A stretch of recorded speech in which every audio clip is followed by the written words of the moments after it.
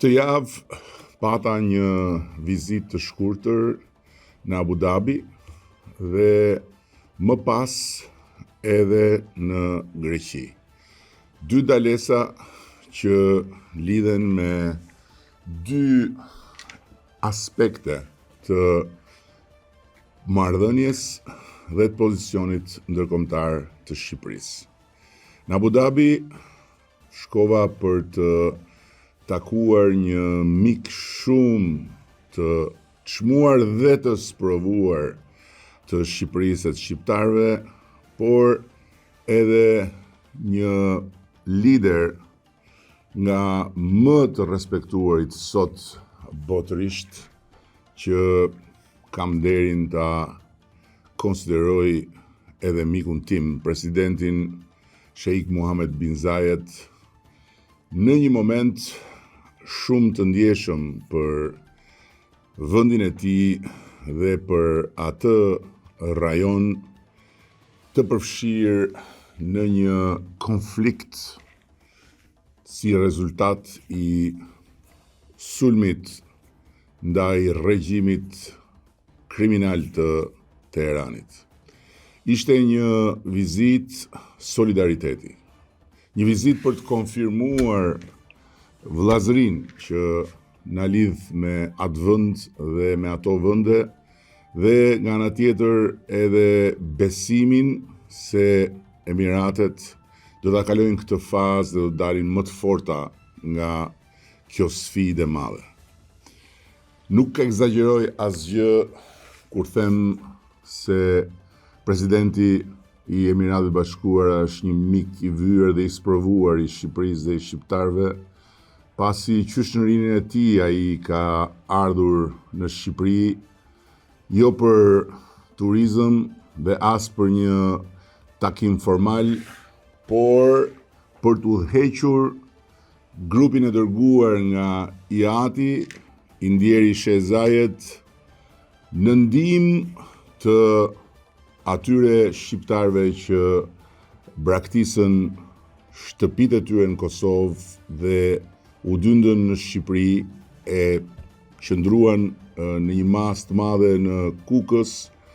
për të ikur nga makineria vrastare e Slobodan Miloševićit. Dhe qysh atëre më pas me atë vend, me atë popull dhe me atë njerëz të madh është ndërtuar një marrëdhënie që në 10 ditët e fundit ka marrë një përmas krejt tjetër. Ishte pikërisht presidenti i Emiratëve Bashkuara, Sheikhu Mohammed bin Zayed, i cili urdhëroi disbursimin e fondit më të madh të solidaritetit me Shqipërinë pas tërmetit, dhe me atë fond është ndërtuar një lagje e tërë model në Durrës. Nga ana tjetër, me Emiratet Bashkuara na lidhin edhe punë dhe projekte të karakterit strategjik, por edhe të një natyre që kanë të bëjnë me rritjen dhe forcimin e Shqipërisë në rrugën e modernizimit të saj. Më vjen shumë mirë të konfirmoj se nga ana e presidentit dhe nga ana e udhëheqjes së Emiratëve Bashkuara, edhe një herë tjetër mora një energji jashtëzakonisht pozitive për Shqipërinë dhe konfirmimin se miqësia jon bëhet më e fortë dhe se aleanca jon do të fuqizohet hap pas hapi me më shumë bashkëpunim, më shumë projekte dhe me më shumë afrimitet mes